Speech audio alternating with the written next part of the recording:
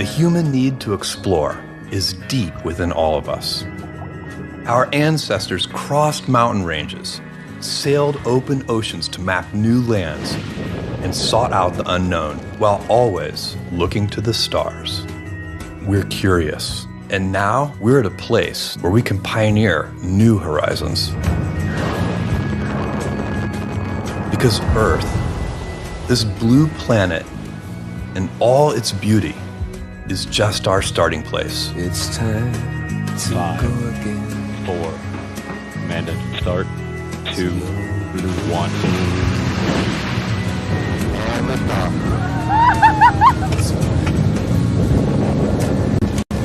Oh yeah, look at her go. 5,000 feet and climbing.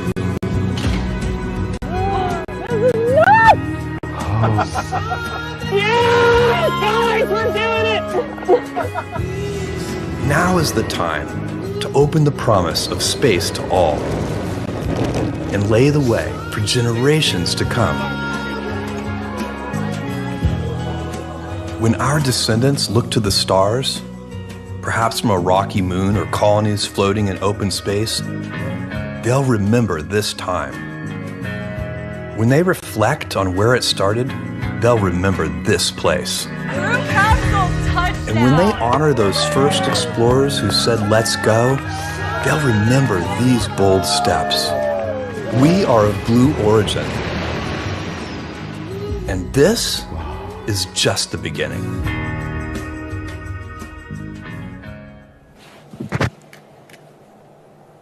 Good morning, everyone, and welcome to New Shepard's 7th human flight.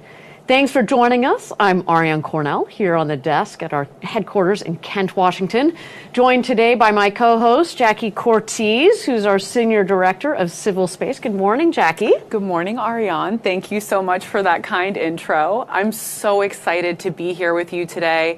And actually, I think we have a special third host at the desk today. Yes, it is true. I indeed have a future astronaut in here that's joining us, but she's a little camera shy, and it's still a little early here on the West Coast, so she's just going to hang out under the desk, if that's okay. It's okay.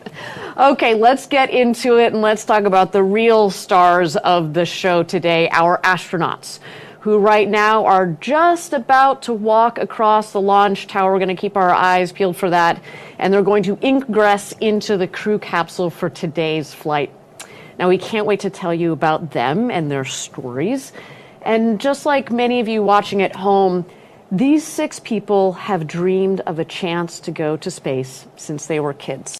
And we can totally resonate with that. I mean, Ariane, you're a well-known personality. Jackie, here at Blue. You flatter. It's true. I remember seeing you at the desk just like this one for our earliest New Shepard launches way back when. And I actually was super excited to sit with you for one of our first human flights, one of our very early crewed flights on New Shepard. How does it feel to be back? It feels great. I mean, I can tell you that we have upgraded ourselves a little bit since some of our a little more high tech since our first webcasts, but it's so great to be back. I love being able to share the New Shepard and Blue Origin story. It's so awesome, Ariane. And how's it been working on Blue Ring, which is one of your new roles? Fantastic. I mean, Blue Ring is one of the, people think that we're just a rocket company here at Blue Origin, certainly with New Shepard and New Glenn, obviously, but we're really expanding both in scale and scope. As Jackie mentioned, I'm working now on the Blue Ring project. Jackie, you spend quite a bit of time on our lunar program. We've got our space systems development team that's coming up with all sorts of interesting future projects. So there's a lot going on, and I think that the company has really evolved, much like our webcast from, I think the first one I did was New Shepard 5. So this is the 25th, so we've done about 20 since then. And it's just been wonderful to see how the company and our programs evolved. Main one among that, of course, New Shepard, that's gone from testing through our first human flight in 2021. And now this new chapter with each one of these successive human space flights, opening space for all. Absolutely. And Ariane, the stuff you've seen over your career at Blue Origin, truly incredible. And I have to say, we're approaching some major milestones here, especially for our New Glenn team. Very exciting time. Yeah, Jackie, we've got lots of exciting things happening. We're going to spend a lot more time on it. But, I mean, New Glenn is ramping up for its first flight at, later on this year, which is huge. So shout out to that team that is running 1,000 miles an hour to get that rocket ready to go. It's really, really exciting. Yeah, and having worked really, really closely with our Lunar Permanence project here at Blue Origin, I'm so excited for obviously our first New Glenn launch. And then I'm excited for our first Mark 1, our Blue Moon Mark 1 lander. That's coming up pretty soon here too. So it's going to be really exciting to take a moonshot. Yeah, literally. Do you want to talk a little bit, Jackie, about Mark 1? And of course, we're assuming after Mark 1 is Mark 2. You want to talk a little bit about our lunar program? Yeah, absolutely, Ariane. We were so honored, thrilled. No adjective is enough to describe how excited we were to be selected for the Human Landing System program with NASA. And so under that program, we're building a large Blue Moon Mark II lander. Mm-hmm. So starting with that, it can hold 4 astronauts, or it can carry 20,000 kilograms to the lunar surface. So definitely a heavy-duty lander there. And as some really critical precursors, we're flying the Blue Moon Mark 1 lander, mm-hmm. which is actually pretty large in and of itself. It can carry 3,000 kilograms to the lunar surface in a single New Glenn. So that's actually coming up here very early in 2025. So we're excited about that. That's huge. And, I think one of the things that we've talked about is going back to the moon, but this time to stay, and to be able to put all of the infrastructure down that you need to be able to stay in that sort of environment. You got to have a lot of mass that you can take up there. Absolutely. And you mentioned earlier Space Systems Development, our advanced group doing some really exciting future concepts work, and a really awesome partnership they're working on with mm-hmm. NASA is on in situ resource utilization. Mm-hmm. And so we're working on a public-private partnership that actually turns lunar regolith simulant, so the moon dust, an Earth-based simulant, into usable commodities like solar cells, aluminum wire, and then hopefully someday propellant for our hydrogen-based lander. So it's really cool stuff. Oh, that's crazy. And people say, oh, well, we've been back to, we've been to the moon. Why are we going back? They didn't have that in the 60s and early 70s when we were on the moon previously. So isn't it just really cool to see and to think about talk about chapters, what this next chapter on the moon could really look like. It's honestly such an exciting time, and it's an exciting time globally. The Artemis program has really, captured the exciting attention all across the world. So NASA and U.S. industry are, of course, leaders, but to see that global excitement around Moon to Mars and the effort to return to the moon sustainably, it's really exciting. And yeah, as you said, a global effort, international. As I said, the Artemis program and how many countries have signed the Artemis Accords. It's really exciting, and it's in line with what we talk about here at Blue Origin, which is it's not just going to be one country or one hemisphere going to space and developing space. It's going to be everybody. Yeah. Okay, well, we're at T-minus 33 minutes to go until launch, and I understand that we have our astronauts that are crossing the launch tower. You see they go from what is basically the emergency shelter. You can see an orange windsock at the top of the emergency shelter on the left-hand tower, and they will cross the bridge to get to the crew access tower, and from there they will walk across the gantry and into the capsule itself. With that, why don't we throw it over to the rocket and watch for our astronauts as they take their final steps into the rocket.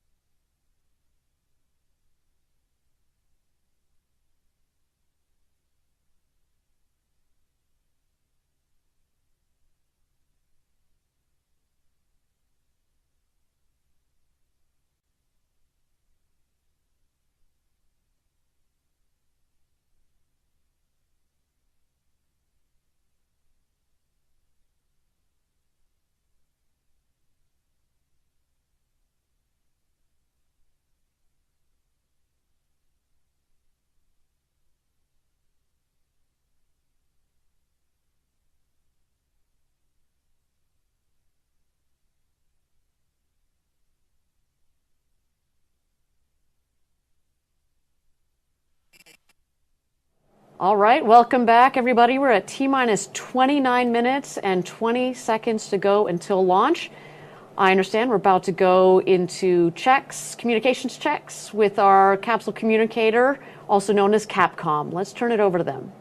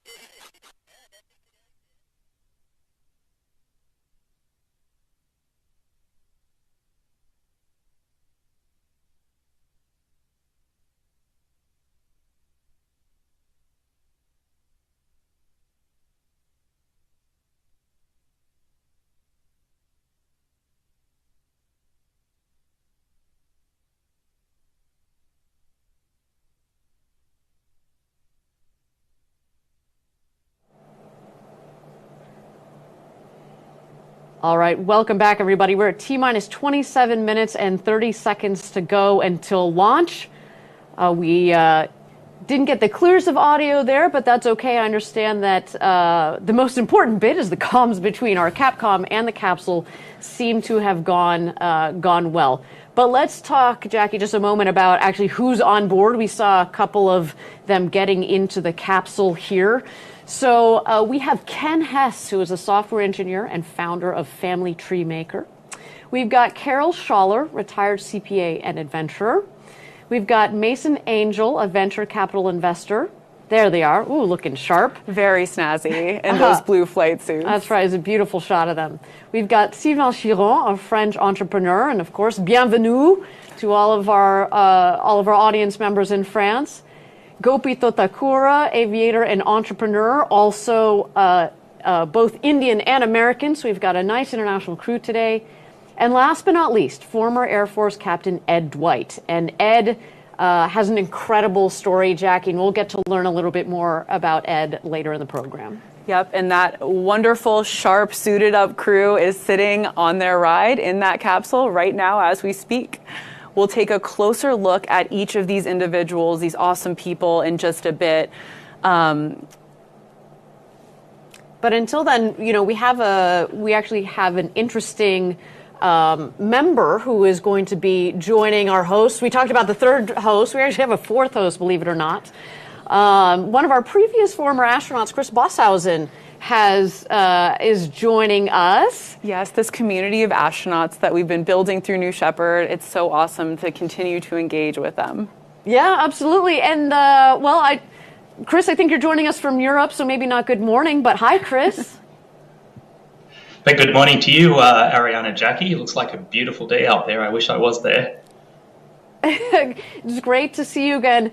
Hey, Chris, you know, you were on our second human flight. Maybe you can talk a little bit about what you think our astronauts are feeling right now in that capsule, all harnessed in and ready to go. Well, I heard from other passengers who've flown that some of them were not nervous, but I was very nervous. And I think it wasn't until Jeff had closed the door that I calmed down because, you know, we were going to space. But I was definitely had a lot of anxiety that morning.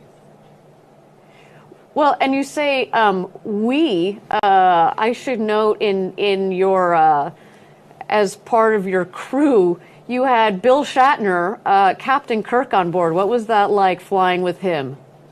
I mean, obviously he'd been in space, thousands and thousands of times, right? So it must near have been daily. Yeah, near daily. So it must felt like very, very comforting.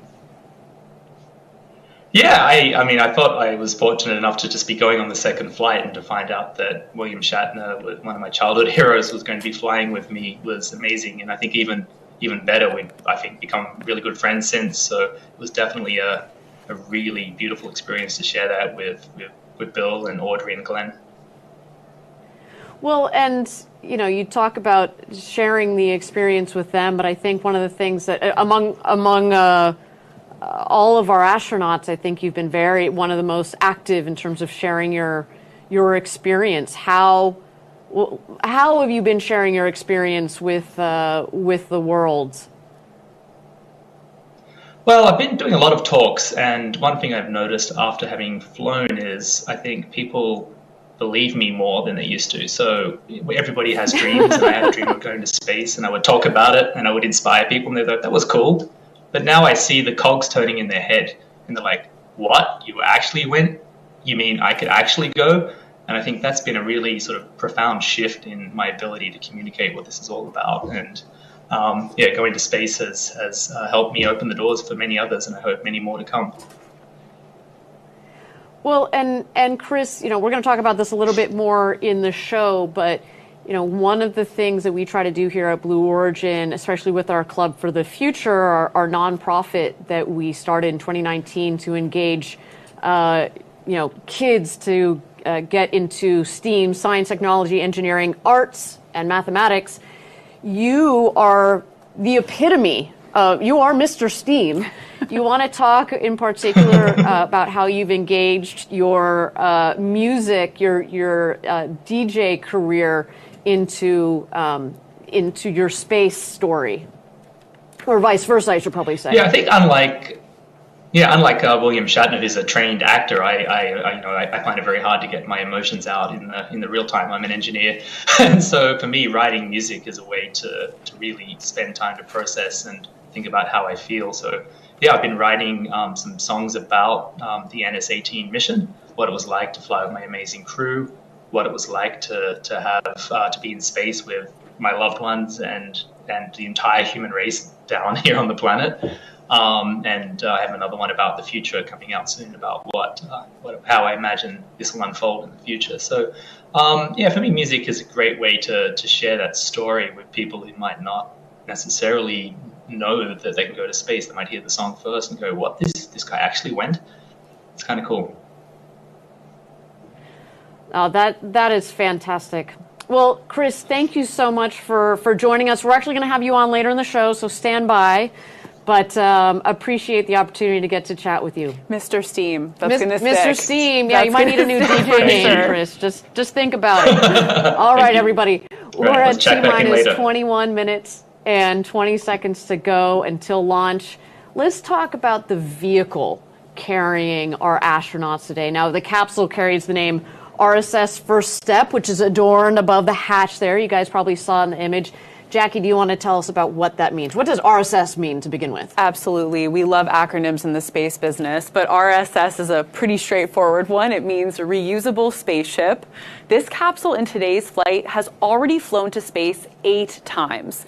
We achieve our long-term vision by building reusable vehicles. Ariane, 99% of New Shepard's dry mass is reused. So everything from the crew capsule and booster to the engines and the parachutes, New Shepard's vehicles are currently designed for 25 missions, but we're really striving to quadruple that number here at Blue. Reusability is so important, Jackie, and it's built into everything that we do at Blue Origin, all of our systems, and it actually all kind of started with New Shepard here, because step number one, it reduces the cost of access to space. Right? And also, not only does it reduce the cost of access to space, but also it's just kinder on our planet because it reduces the waste. You're not tossing out rockets every time you use them. Absolutely, Ariane. And New Shepard's engine is fueled by a highly efficient combination of liquid oxygen and hydrogen. So actually, during flight, the only byproduct that you'll see is water vapor. It's amazing. It's kind of like a jacked up steam engine, isn't it? No, I'm kidding. It's actually a lot more complex. Than Just slightly more complicated. A little bit more complex, but no. But yes, but not joking. It is just steam. When you guys are watching the shot of the rocket ascending in just a couple of minutes here, it is just steam. Okay, we're at T-minus 19 minutes and 20 seconds to go until launch. New Shepard, as you can see here, is on the pad and awaiting launch. Everything is go so far. Now, if you're just joining us, this is the 25th flight of New Shepard and the 7th overall human flight. Now, continuing the tradition of past crews, I'll say that today our crew made their own postcards. And the postcard program is something that comes from our Club for the Future, as we just mentioned a little bit earlier, our nonprofit that's meant to inspire kids to get into space. And so we have kids draw on postcards what they think the future of space will look like, and then we fly them to space, mark them, send to space, and send them back to the kids. And as you can see here, our astronauts made their own, and those postcards will also fly to space. How inspiring.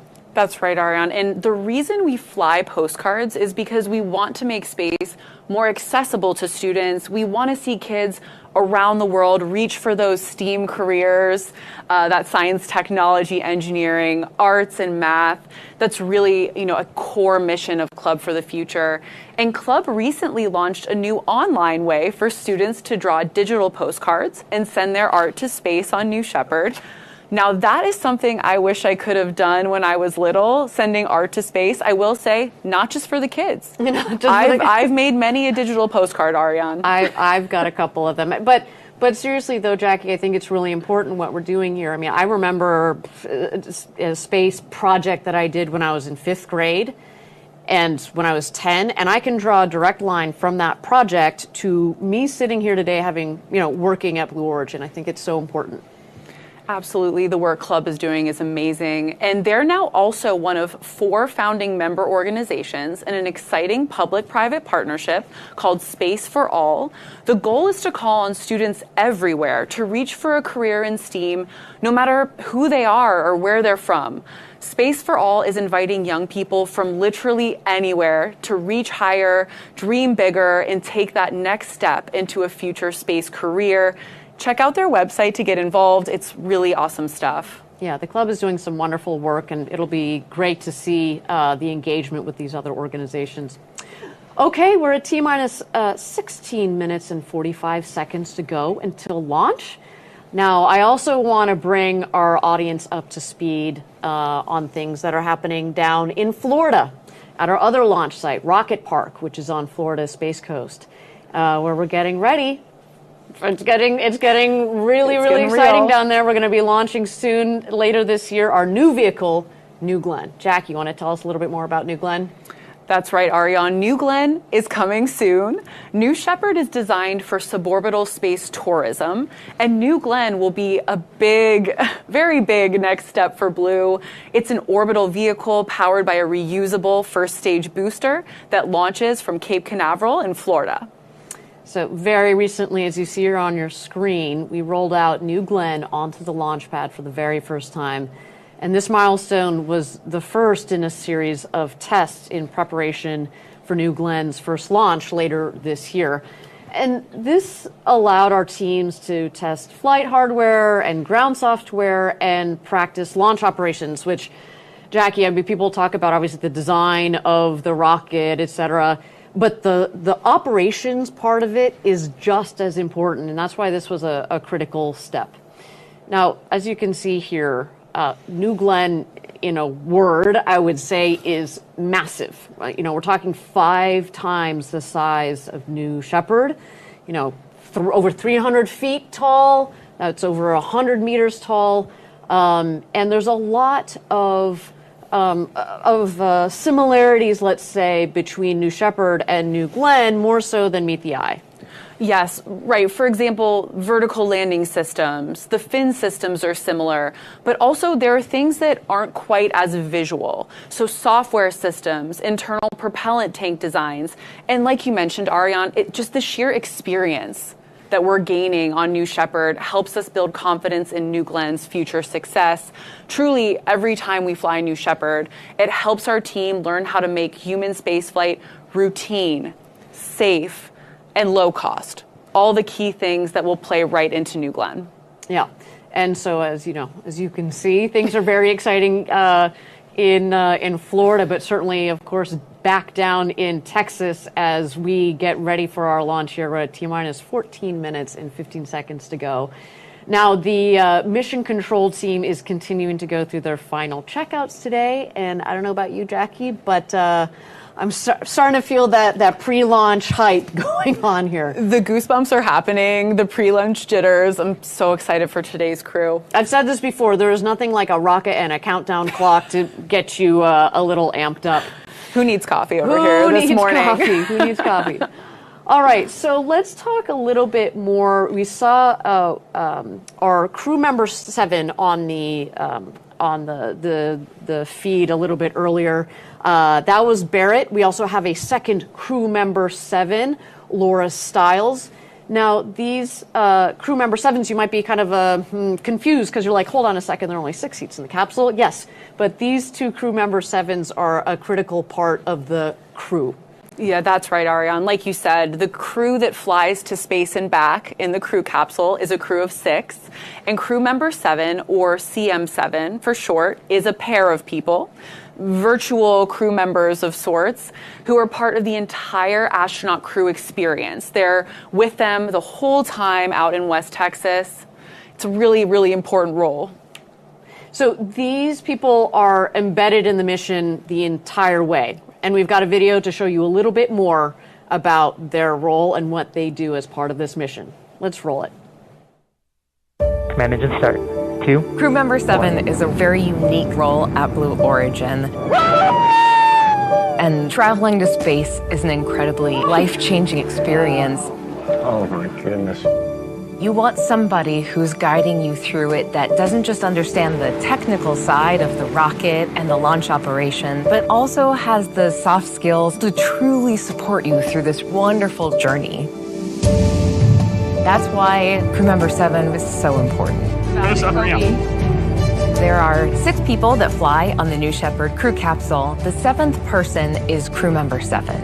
We have 2 crew member 7s for each launch. One of the crew member 7s, they are with the astronauts pretty much 24/7. They are staying at the village, they're training them. We have another crew member 7 that serves as capsule communicator. And that's the person who is back physically in the control room and is actually talking to the astronauts when they're in the capsule. Everyone on the crew member 7 team has to be comfortable in a really dynamic operations environment. You have to be unflappable in anything that might come your way. We have folks from NASA, we have world record holders for skydiving, a nuclear submarine officer. It's truly a very diverse set of people bringing unique skill sets to the table. The most important role for crew member 7 is to instill confidence in the astronauts that we fly on New Shepard. And really that comes down to a very good training program. Safety is absolutely paramount to everything that we do here at Blue as we build this road to space. We have a crew capsule mock-up where we run through full mission simulations. Separation confirmed. You are free to unstrap. So the only surprise on launch day is the incredible view outside of those windows. This is nuts! Where they can look at the Earth and be changed. Oh, wow. And bring that feeling back to Earth with an inspiration to protect the Earth. Because that's what we're doing this for. We are doing this for the benefit of Earth.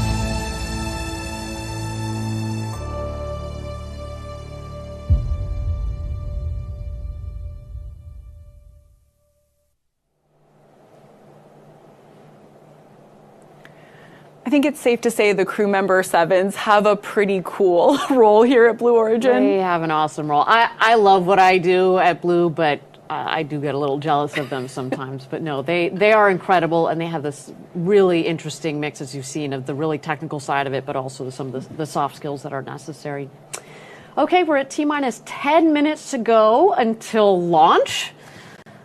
Under 10 minutes, you know it's getting real. Although I do see here that we've gone into a hold. This hold at T-minus 10 minutes is a planned hold, so just want to make sure that all of the teams are aligned here.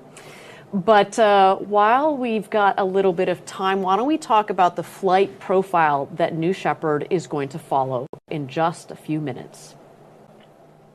7, 6. New Shepard's mission 5, begins when the 4, countdown clock reaches 0. 2, 1, 0. At this point, the engine will start and the rocket will lift off of the pad.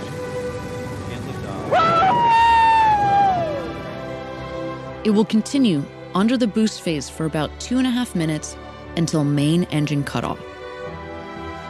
20 seconds later, the crew capsule will separate from the booster and the astronauts will unharness and enjoy zero-G.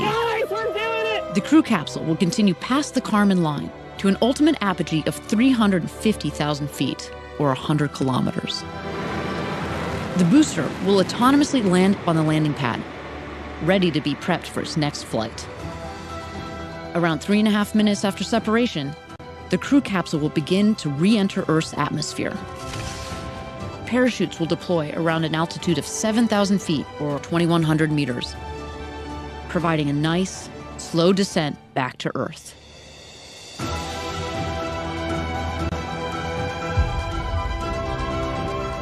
After landing, astronauts exit the capsule and are greeted by the Blue Origin ground crew, family, and friends to celebrate and reflect on their flight.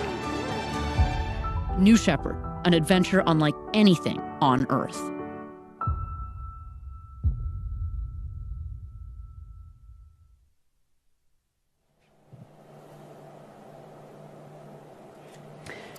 All of that, everything you just saw in that exciting video, that's about to happen in real time in just a few moments here this morning. In just a few moments, but again, we are in a hold sitting here at T-minus 10 minutes.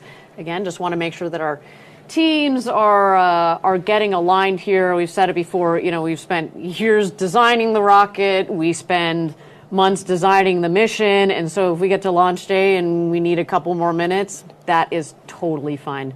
So with that, why don't we turn it over to the rocket and watch as she gets ready for her flight to space today.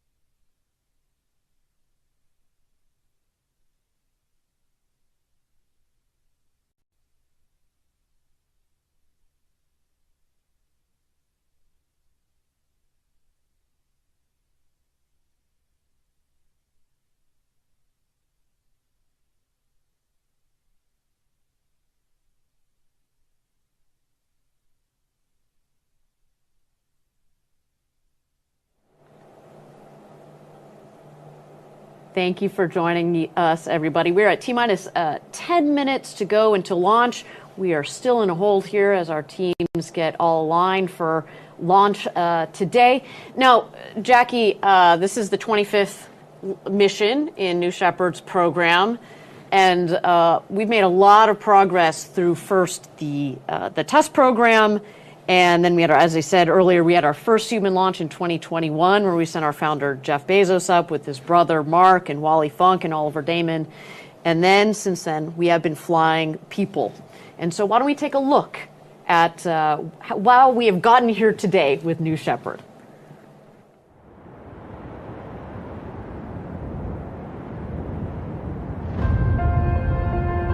I think that historians will look back at the early 21st century as a really important time in the expansion of humanity into the solar system. Jeff Bezos is about to blast off into space. People that have been on this journey has changed their outlook on humanity. Space has always been something I've wanted to do, but it's never been accessible until now. It feels like a turning point where we can open up this experience for more people. I think it's so important to start making the demographics of space look like the demographics of our world. I'm Brazilian and I'm the second Brazilian to go to space. -10. This is a new era of the unbelievable, where a teacher from North Carolina gets to go to space.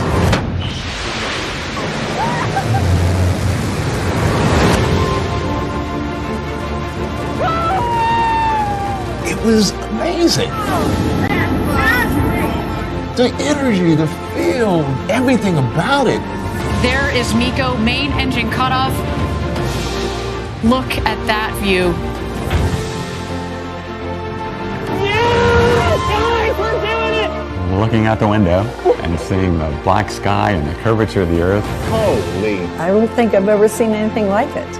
And the windows are huge. Wow. Absolutely huge. Weightlessness, looking down and like pretty cool. I love every second of it. Woo!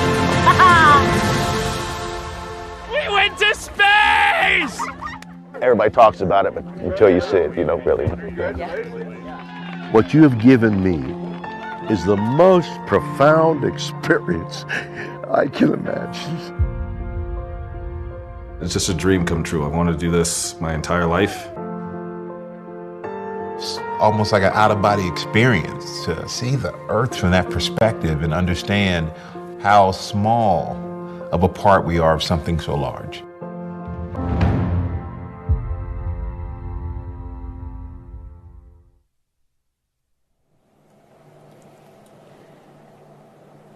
So far, we have flown 31 people across 6 human flights. One of these people has actually gone twice, so he clearly had a fun time the first time around.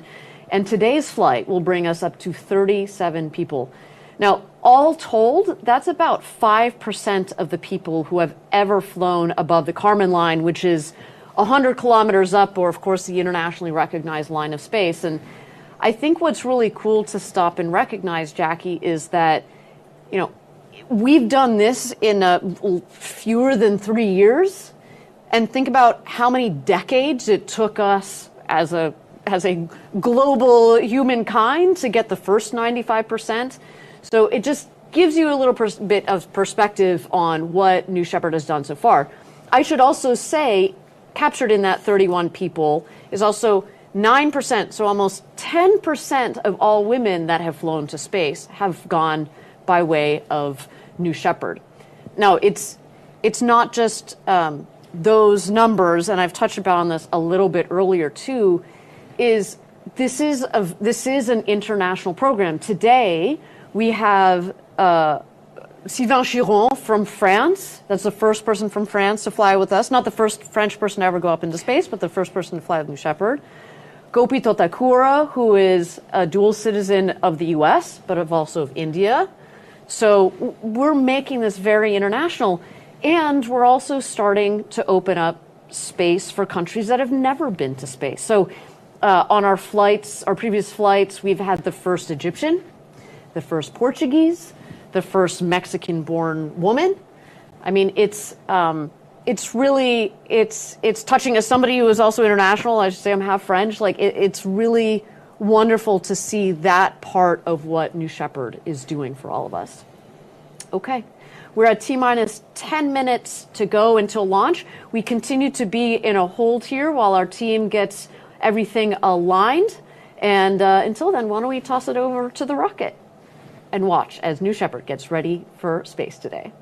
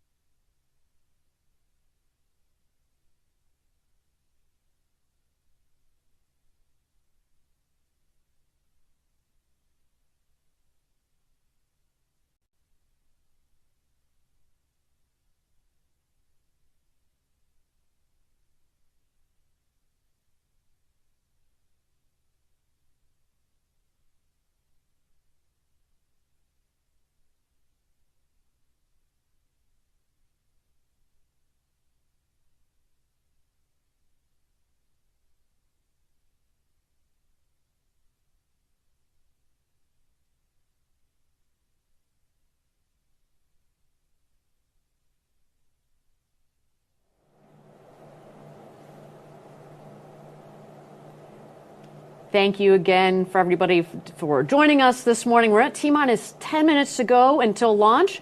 Our team continues to be in a hold, just making sure that everything is aligned. Weather's looking good for launch as well. And we will be back when the team resumes from the hold.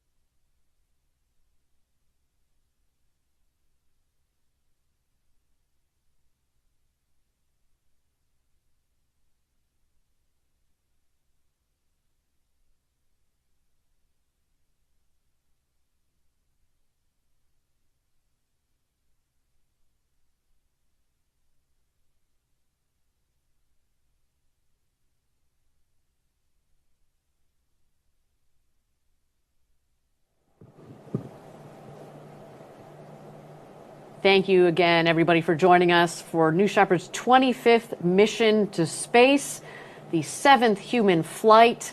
Now, we are on hold. We continue to be in a hold. My understanding, though, is that we have gone escape-enabled, which means that the escape system in the crew capsule is ready to go if need be.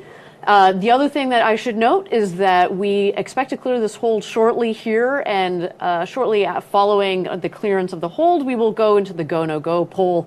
And that, Jackie, is when things get real before our flight here. So with T-minus 10 minutes to go until launch, why don't we throw it back to the rocket and wait just a moment as we get ready for the go, no go poll.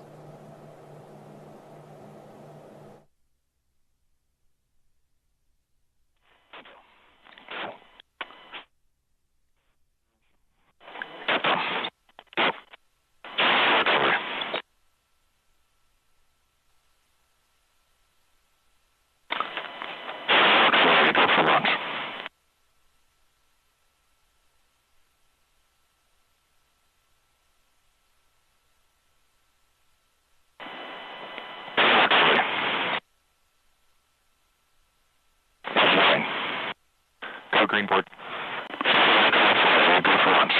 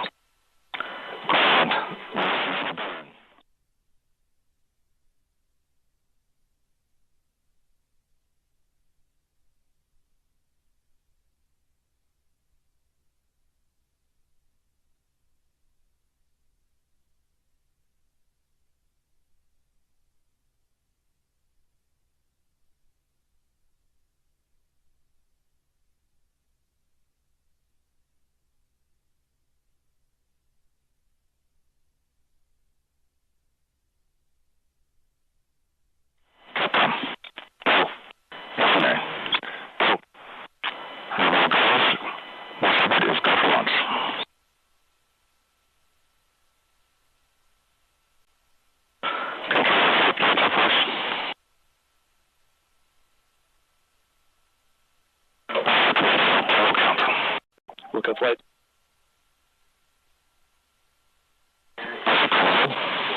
I'm cleared.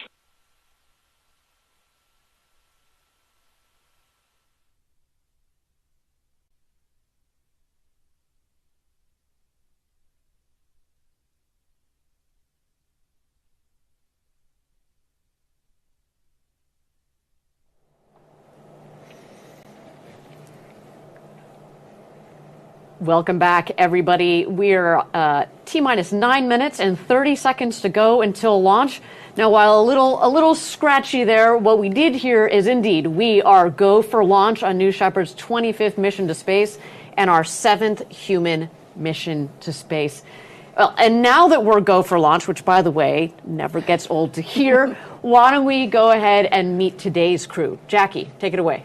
Let's do it, Ariane. In seat number 1 is Ken Hess, a software engineer and entrepreneur with a lifelong passion for flight.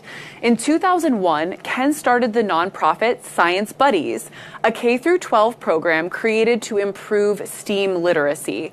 And flight is just in Ken's blood. This is really cool, Ariane. Back in 1922, Ken's great-uncle Franklin stepped into the literal future when he flew a Curtiss Model F flying boat. You heard that right, flying boat. That is cool. And like his uncle, Ken will be a pioneer in his own right today, helping to open up the frontier of space. In seat 2, we have Carol Schaller, a retired CPA from the best state in the United States, Pennsylvania. You're a little biased, I think. I think that's what we're reading. Just a little. In 2017, Carol's doctor told her that she would likely go blind.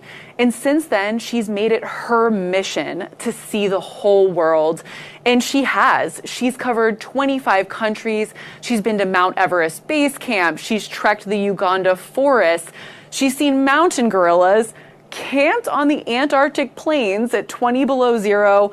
Clearly, nothing is holding Carol back. She told us that seeing Earth from space will fulfill her lifelong dream. Now, next we have Sylvain Chiron on seat number 3. Sylvain is the founder of Brasserie Mont Blanc, one of the largest craft breweries in France. And he was born in the French Alps, grew up skiing in his backyard, but importantly is connected to today. He earned his pilot's license at age 16 and has been flying airplanes ever since. So aerospace is certainly in this man's blood. In seat number 4, we have Ed Dwight.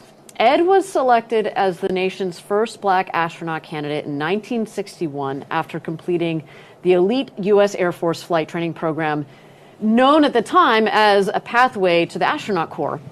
Now, Ed left the military in 1966, unfortunately not having gone to space at that point, but he became an entrepreneur and ultimately he fulfilled his other childhood dream of becoming an artist.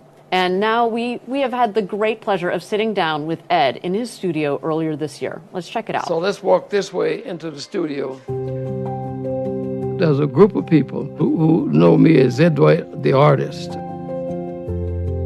And they had no idea that I was involved in anything about space. I was going to be the first black astronaut. I completed astronaut training. Everything that we did, I did, and I did it well. And if politics had changed, I would have gone to space in some kind of capacity. Everybody has this thing about how angry I must have been, how disappointed I must have been. As I look at it philosophically, my role in the whole process was to open up a conversation about blacks in space. And so I served a purpose, and I was very, very proud of it. I started out with this art career about 45 years ago, and I had never sculpted before in my life. At the time, there was no way to find any black imagery in city parks, museums, galleries, and I thought the black people have contributed to America needs to be honored. I thought the whole idea of going to space with Blue Origin was a fascinating last chapter. He would have been the first black astronaut. That is history that needs to be changed. There's a lot of people that are happy, and I'm more worried about making other people happy than making myself happy, so that all worked out. But when the rocket is roaring and the rumbling and the noise, I think that I would enjoy the hell out of. I really, really want to do this because each person that goes up there all of a sudden has a totally different perspective of this little place here. Space can bring people together. If everybody went to space for a space mission and say, oh my God, this place is workable. Oh, it's workable. Let's go back and make it work.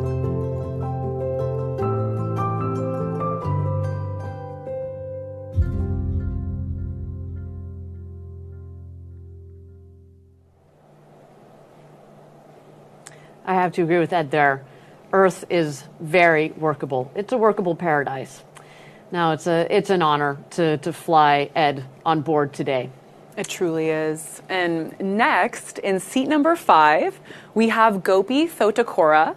Gopi is co-founder of Preserve Life Corps, a global center for holistic wellness and applied health. He's a lifelong pilot and aviator. And fun fact for you, Ariane, Gopi learned how to fly before he learned to drive a car. That's really impressive. Yeah, and I don't even like driving, so I am extra impressed here. And Gopi flies jets, bush planes, aerobatics, seaplanes, you name it, and he flies it. It's pretty amazing. I love it. Now, last but not least is Mason Angel in seat number 6. Mason is the founder of Industrious Ventures, a VC fund supporting early stage companies. And Mason calls Colorado home, where you might find him skiing or hiking in the Rockies with his dog, who is named Leo. And yes, Jackie, that does stand for low Earth orbit. So in case it wasn't clear, we've got a couple of aerospace nerds on board. They fit right in here at Blue Origin. Yeah, when you have a dog named Leo, it's a You're certified space nerd. It's a sign. It's official. And with Mason, that rounds out our crew today. 6 incredible people that are all ready to have the ride of their life on New Shepard. Now, ride of their life indeed is coming up here in just 2 minutes and 45 seconds to go until launch. Now, Jackie, at 2 minutes is when we go into our bit checks, our built-in tests. But just as importantly, more importantly, the rocket goes into its autonomous mode. So at that point, mission control is there, but they turn the show over to the rocket. So what we're going to be looking for there, the aft fins. So you see a couple of the fins sticking out there at the base of the rocket. Those are going to move back and forth. We want to make sure they have a full range of motion. We will then also keep an eye out for the BE-3 engine at the base of the rocket to gimbal. So the BE-3 engine, there's one of those at the base of the rocket, liquid hydrogen, liquid oxygen, propelling New Shepard today. And as you mentioned earlier in the show, as we see the rocket lift off, what is expelled is just steam. So people have asked, well, how clean is this rocket? We expel steam as it goes up into space, which is, just to wrap into this whole idea of, millions of people living and working in space for the benefit of Earth. We want to make sure that we are not contributing negatively. So, of course, that's a wonderful part of New Shepard. So with that, we're going to keep an eye out here for the last-minute checks on the vehicle. We do see that the gantry has been retracted, which means it is showtime. There you go. At the base of the rocket, you see the fins moving back and forth. There are 4 of those fins, 1 on each quadrant. And at this angle, unfortunately, we're not going to be able to see the BE-3 engine gimbaling back and forth, but the gimbal of the engine plus those fins are what direct the rocket both on ascent, but obviously the rocket, because it comes back to land, also upon descent to make sure it ends up right on its landing pad 2 miles north of where it's taken off from.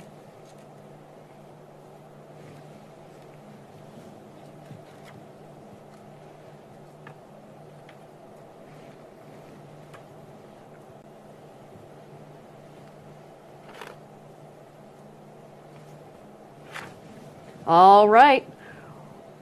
Final countdown. Let's turn it over to mission control. Let's light this candle. 8, 7, 6, 5, 4. Command engine start. 2, 1, 0. Ignition. Start.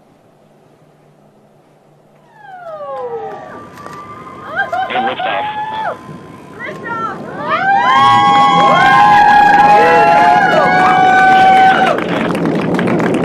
New Shepard has cleared the tower. The rocket and our astronauts are heading up to space. Now you can follow along on the bottom left of your screen. The altimeter on the left. Excuse me, altimeter on the right and the speedometer on the left.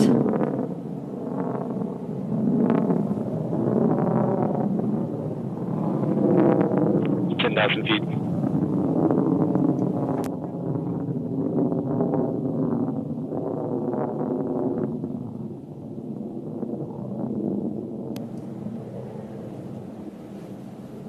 All right, as we go through this flight, there are a couple of milestones here. The first one will be max Q. That's when the dynamic pressures are the highest on the vehicle.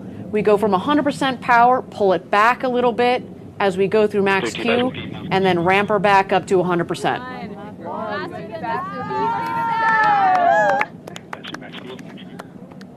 Okay, maximum pressure.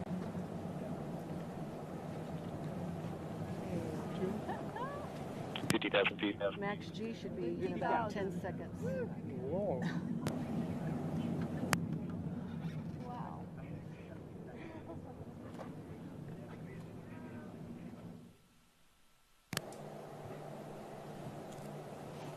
Max Q has been confirmed. Again, thank you everybody for joining us for New Shepard's 25th mission to space.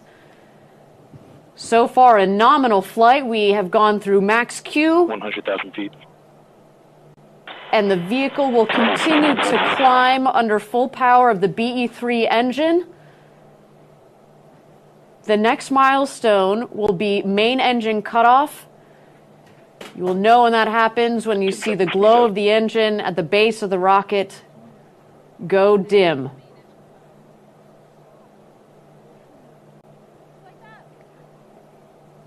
Miko. There we go. Main engine cutoff confirmed. Passing 200,000 feet.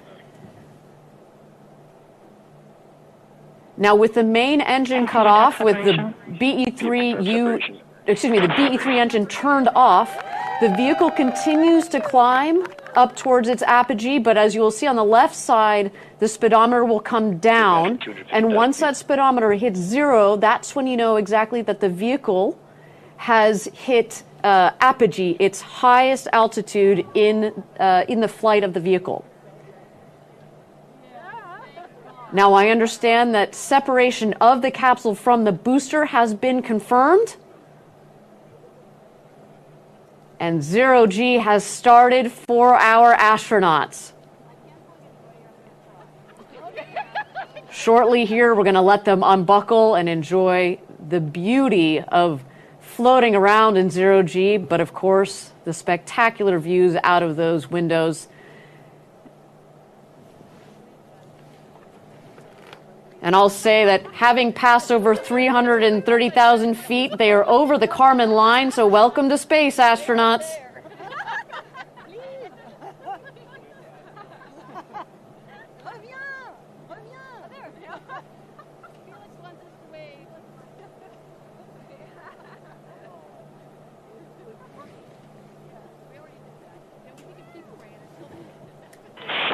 A few expected drops of lift. And there we go. Apogee at just about 347,000 feet or so. Of course, we'll confirm our official figure at the end or after the webcast.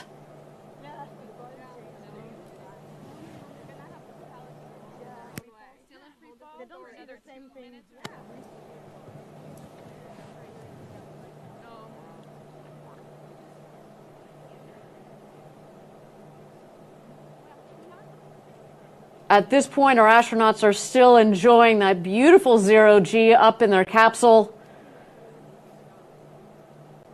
All 6 crew just officially became astronauts. So exciting. Now, thank you again for joining us for the 25th mission of New Shepard, our 7th human flight. And I'll just acknowledge that the milestone figure on the left is a little bit out of sync, but that's okay. Follow along with me through this flight. I got you covered.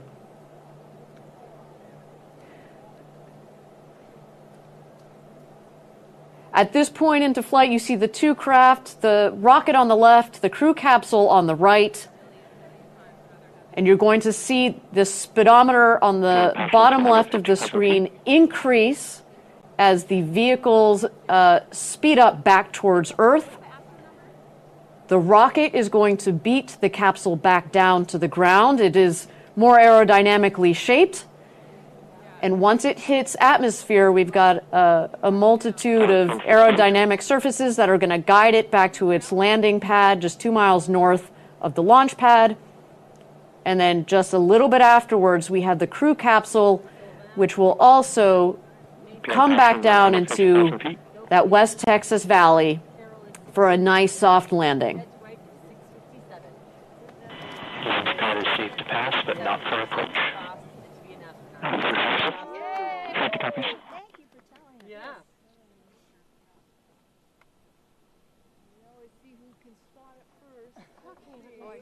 You see it? Oh, Sarah wins. Sarah wins. We're in relation to the crowd. Okay, passing 50,000 feet. Oh, yeah. Oh, yeah. Yeah. Wait, above it? Below the clouds. From coming down. Oh, yeah. Very low before it. Oh, there it is. There it is. All right, you see the booster that is headed down. You see the drag fins, the drag brakes that have just deployed. Those cut the speed of the booster in half. Also at the top of the rocket there, you see the forward fins. They kind of look like pie slices, one on each quadrant. That helps keep the vehicle stable. And there we go, BE-3 engine relight.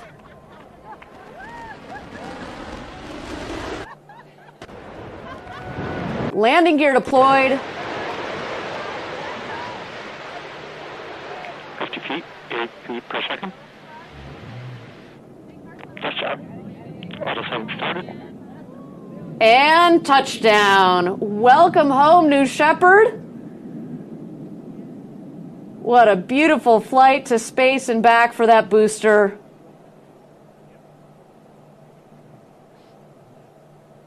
Man, it feels good to be flying again, Jackie. Taking our astronauts to space and back. It is, I mean, every day is a good day at the rocket factory, but flying people never gets old. And I love that West Texas desert dust that gets kicked up, and it's once it clears, a landed booster. It's like a magic trick. It's actually like, ooh, poof, booster just arrived. Yeah, it definitely adds to the drama of landing a rocket from space. And, you know, as we say, landing the rocket is just really one of the proudest moments because it shows the incredible engineering. It isn't magic. It is not magic, Jackie. The engineering that has gone into building, designing, testing, flying, but bringing this rocket home from space, ready to be reused. You see very quickly thereafter, the forward fins come back in, the drag brakes come back in. You look like you just fuel her up and launch her from there and get ready to go again. But the show is not over. The crew capsule has deployed its guide parachutes and its mains. Everything looking nominal on today's flight.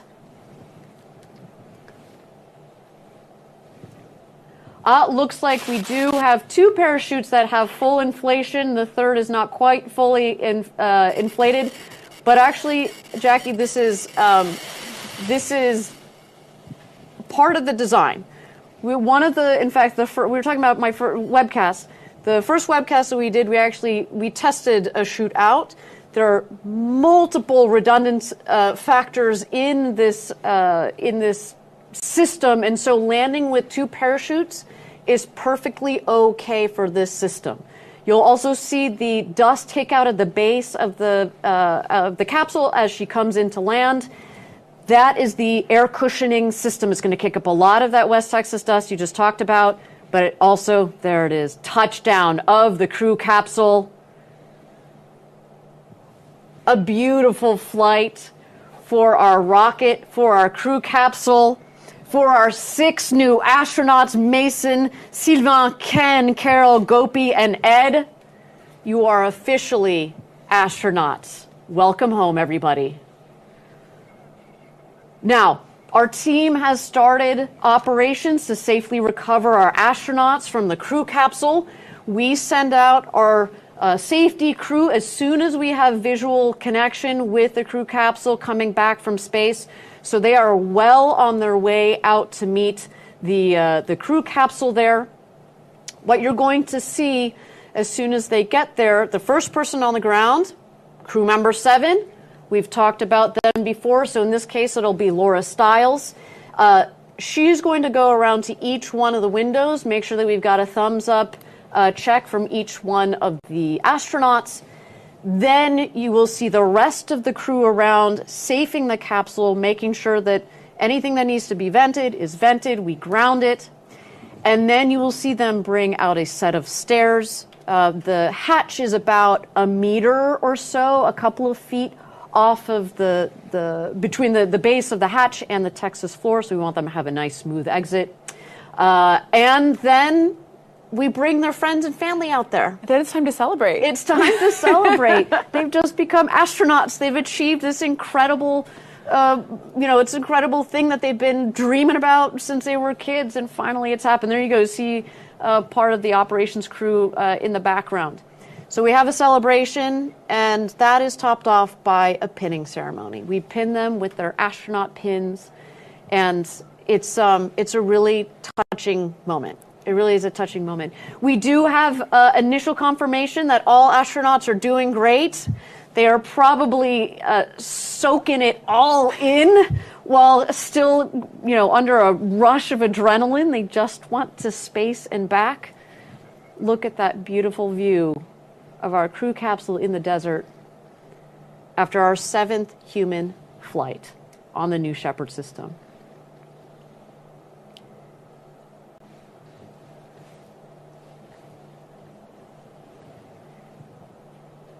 Now, Jack, you see the crew capsule there and the parachutes that have fallen not far from the capsule itself.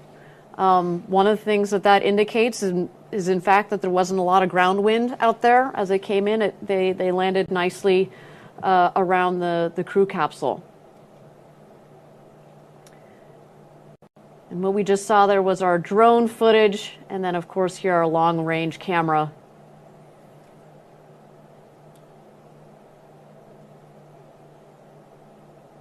And Jackie, while this is a long-range camera, something that you can't miss on this crew capsule are the windows.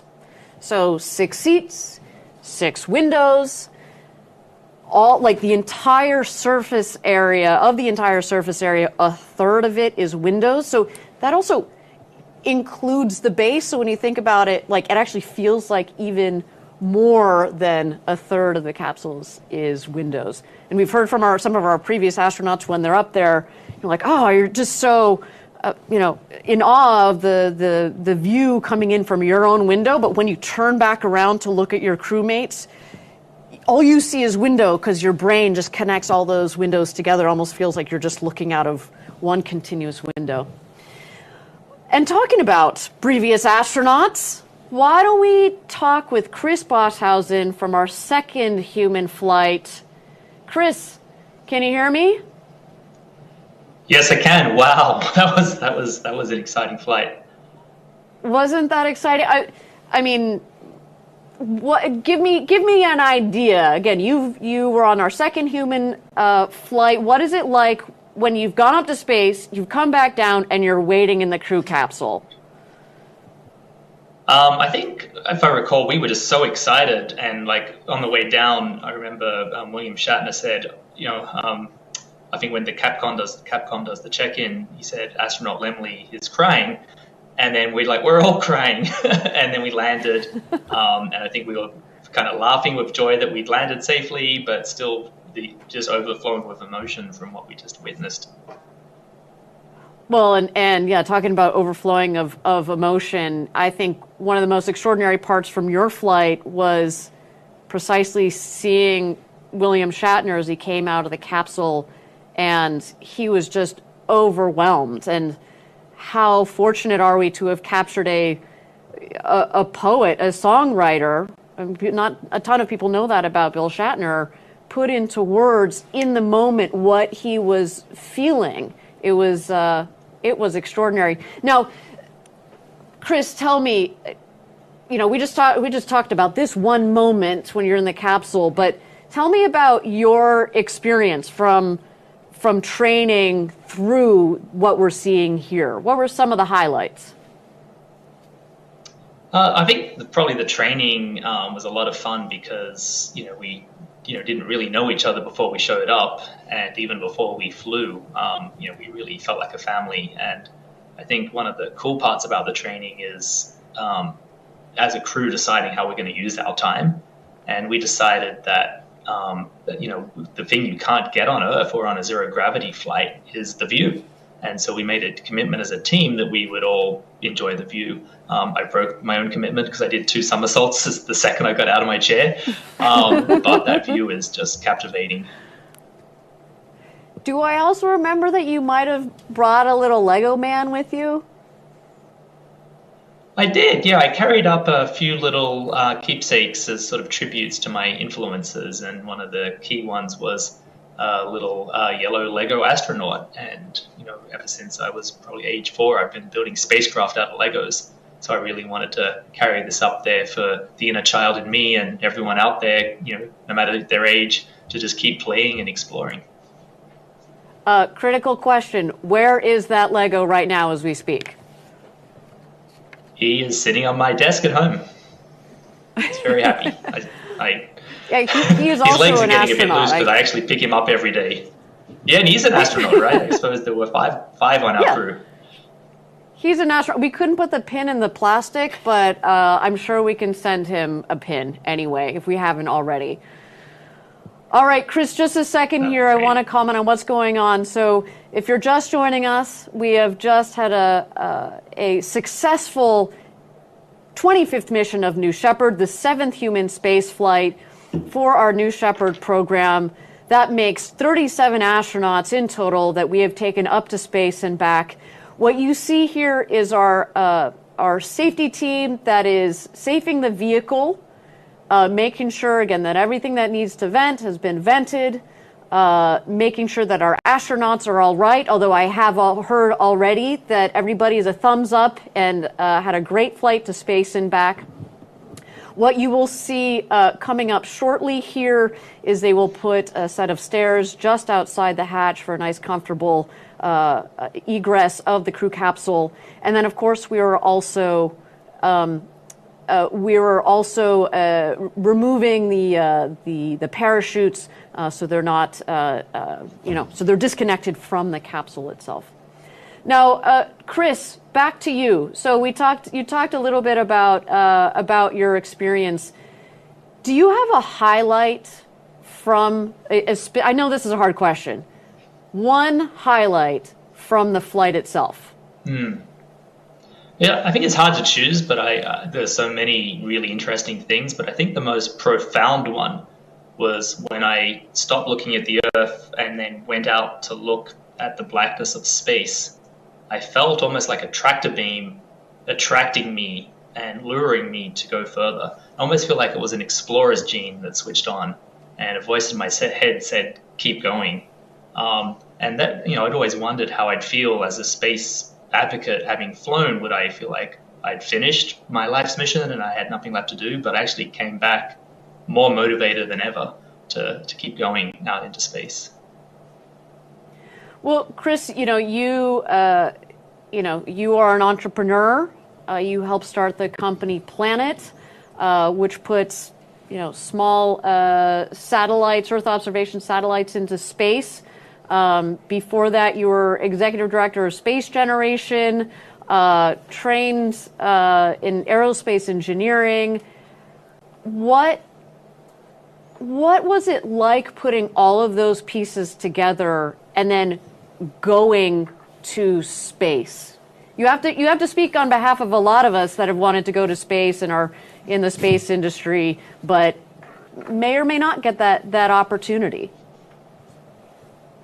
Yeah, I think many years ago when I was a kid, I had pivotal insight that a lot of organizations that have space in their name or talk about space don't actually have things in space, which is sort of the impetus for me to become an engineer and ultimately start, co-found Planet Labs, to actually build stuff and put things in space. So my life goal has always been to make space travel as easy as catching a bus.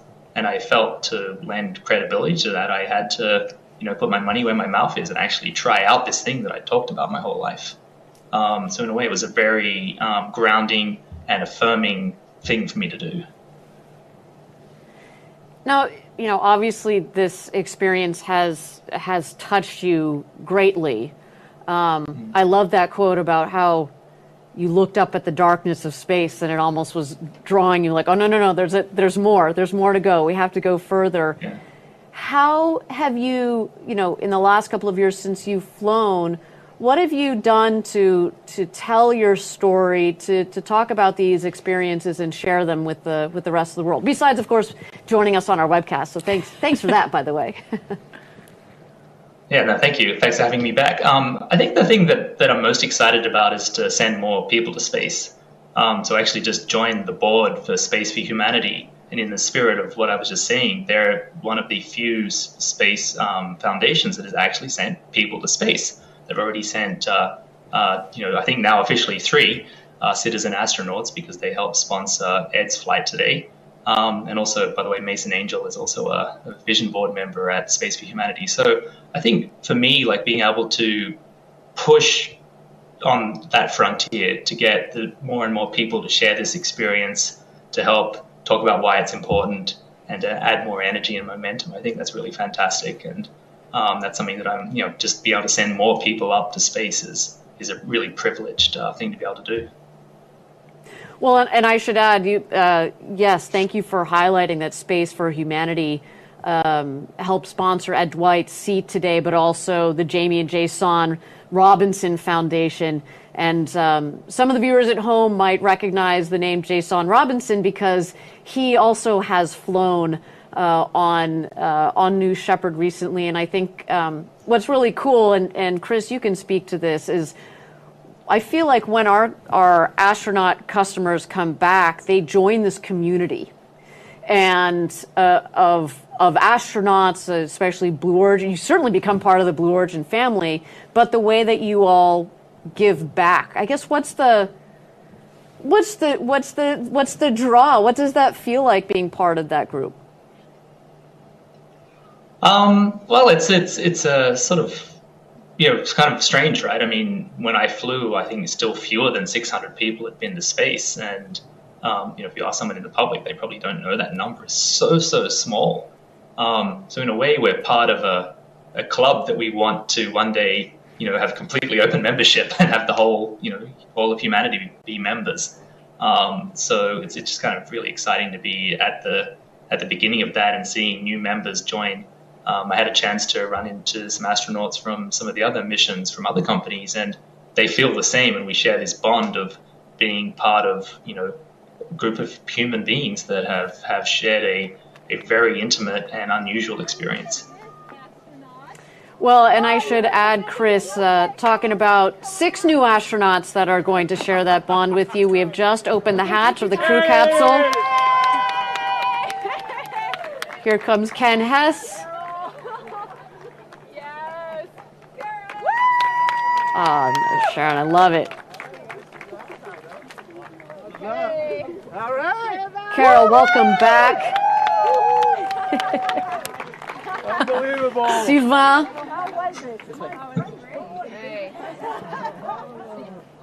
And here exits Ed Dwight. This gentleman has waited a long time to go to space.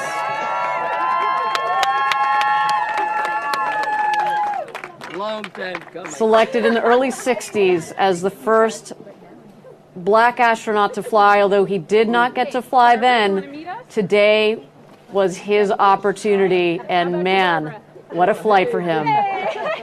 Finally, an official astronaut. I'm ready.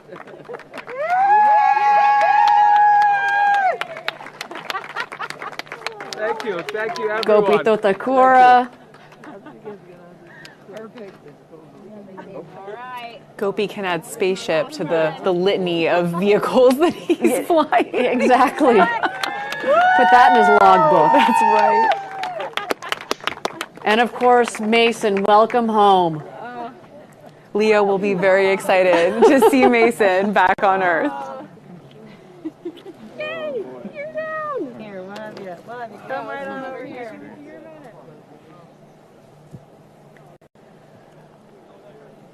There's crew member 7, Laura Stiles, assembling our newly minted astronauts.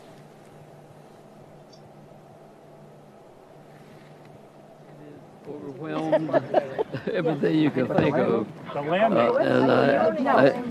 I thought I really didn't need this in my life, but now I need it in my life. This is fabulous. Thank you so much. Thank you. Thank you for being part of this. All right, I am ecstatic. Ecstatic. Did anything surprise you? What was it like looking at Earth? Well, yeah, the transitions about the separations and stuff were a little bit more dynamic. I mean, they were nice, smooth, but that's how it's supposed to be. But it makes your mind wander. There's something wrong with it. No, it was absolutely terrific, and the view. I mean, just even I couldn't see it, I could see. Absolutely fantastic. Absolutely, this is a life-changing experience. Everybody needs to do this. Everybody needs to do this. And She hasn't done it yet. Oh, you have? No, sir. What? A life-changing experience. Everybody needs to do this. I think that is the quote, and it's so spot on the nose from Ed Dwight, from again a gentleman who's been waiting 60 plus years to do this. And if anybody knows, about how to prepare for space, the crew endurance, right? It's him, and he did it. And this is that is his They really takeaway. spent some time caring and taking care. Yeah, absolutely. I was trying to make a comparison of what I've done 60 years ago. Yeah, and tell us about it. How spry.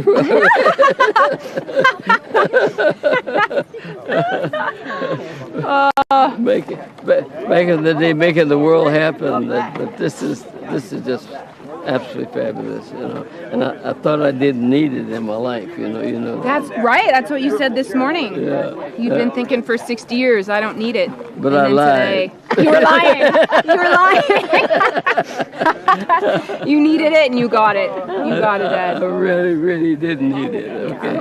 You are an astronaut. Because it was the first real deal that I got involved in that I wasn't successful at.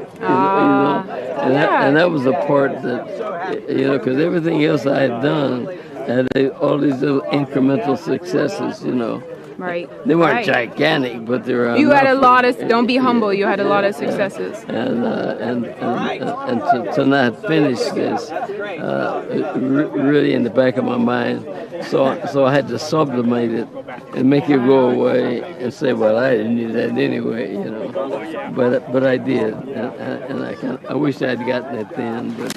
It's great. That's all I can say. It's great. Absolutely fabulous. Well, we are so happy for you. You guys are the best of the best of the best. Oh. I'm serious. But I was talking to Dave last night. We were sitting and chatting. And the fat guy one time said, God, I love this job. I find me a first round. I love this job. I look at this grown man talking about he loves this job. I mean, what the hell is that? It's absolutely fabulous. So everybody in the organization, I don't know whether you guys took some True Serum. I don't know how you did you see his glasses? Huh? Did you show him your glasses? How did the glasses work? It was perfect. I was moaning and groaning because the icons looked too small. Okay. But once the glasses got on, and it was. God, it was like it was, Just like your practice panel. Yeah. All the other times I saw it, I mean, I couldn't even see it. It was so tiny. I was wondering why they made it so tiny on the simulator. Right. But the size of it and the real deal is just there, Good. which is absolutely terrific. So that's wonderful. So it was worth the $4,000. Oh. Yeah. We are so happy for you. So happy for you. Can we get you? I think you heard it right there, Jackie and Chris. What an extraordinary day for all of us here at Blue Origin, but especially for our 6 newest astronauts. We were just listening to Ed Dwight. Ed, as we mentioned, was selected back in the 60s to become the first black astronaut. Unfortunately, didn't get to fly back in the day, but we were able to fulfill his dream. And, you could tell that he had kind of talked himself out of it. Like, I didn't need this in my life. I didn't need this in my life. And then you heard him say right now, oh, wait, yeah, no, actually I did. No, this is actually as cool and as life-changing and as touching as I thought it was going to be. I think the and training so just makes it a breeze. extraordinary I think I was in another simulation. I was not, and it's thanks to you and everybody at Blue Origin. It's amazing. It really is. Thank you. Thank Tell you. me more about the view. Woo! As I pull your glasses off, tell me more. It's not like movies. It's really not. You have to see it with your eyes to really, really, really take it in. And I looked at it for the first time when we were asked that separation happened. Yes. I got a glance of it, but then when you start to look at it, I started to look at it, and then my legs went up. I was like, I don't want to leave it. I want to go back to it. I want to go back Because to what it. did Victor tell you? It's look outside. Look outside. Look outside. But Look outside. I can't tell you what it is to just look outside.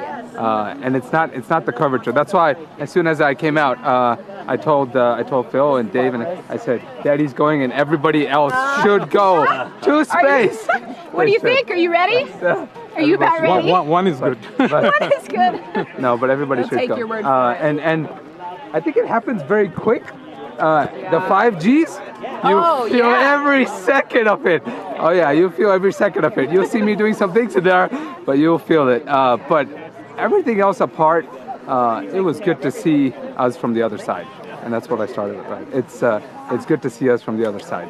And what you guys have designed and done here, I think every person standing on this planet should go and witness it to really understand what it is, because I can't describe it to you, and I won't. You should go up there and see it. So. But yeah. Thanks everyone. Thank you so much. Thank you for bringing him back safe. Yes. Oh, all right. Oh, here we go. Hello, sir. Hello, thank you so much. Wow. All right. Oh my gosh. That was Welcome incredible. back. Yeah, I'm not back yet quite. Yeah, well, it might take What an incredible day for all of us, and especially our crew on board. Mason Angel, Sylvain Chiron, Ken Hess, Carol Schaller, Gopi Thotakura, and Ed Dwight. It was an absolute honor to fly you to space and back today with Blue Origin. And if you would like to follow in the pioneering footsteps of these astronauts and purchase your own seat on a future ride to space, please visit blueorigin.com and click Fly to Space. Your own journey to visit the Kármán line is closer than you think. Yeah, absolutely, Jackie. And if you're not, don't quite want to buy a ticket yet, you can start with a mission patch. Dip your toe with a mission patch. Dip your toe with a mission patch. It's the gateway. This is our mission patch from today. You probably saw that on the flight suits of our astronauts. You too can buy one of these mission patches to add to your collection, or find some other cool Blue Origin gear at our Blue Origin shop. That is a sweet-looking patch. There are some Easter eggs in there. Jackie, do you want to tell us a little bit about what's going on? Yeah, that's right, Ariane. The NS-25 patch features the Gemini spacecraft, which represents Ed Dwight's aerospace training era. And the hand lifting the crew capsule is a nod to his really unique and amazing artwork. The sunrise represents Mason Angel and Carol Schaller's desire to experience the overview effect. The mountains symbolize Carol Schaller, Gopi Thotakura, and Sylvain Chiron's passion for climbing and skiing. The leaf design on the crew capsule is a nod to Ken Hess and the family heritage software he developed. The patch is a really cool one, and it incorporates all of our astronauts in a really special way from today's flight. Now, if you would like to join our team and help build the road to space, we have hundreds of positions open across all of our facilities, including machinists and programmers from Florida to LA to Alabama to up here in Kent, Washington. Go to our website, check it out, blueorigin.com/careers. Yeah, come work with Ariane and I. Come work with the two of us. All right, everybody, my name is Ariane Cornell. For Jackie Cortez, a special thank you to Chris Bosshausen. To all of you for joining us from around the world. Until our next launch, Gradatum Ferociter. Have you ever dreamed of going to space and gazing back on Earth through some of the largest windows that have ever flown in space? We certainly have. T-minus 10, 9. A once-in-a-lifetime journey is closer than you think. It's your time to join the new generation of astronauts.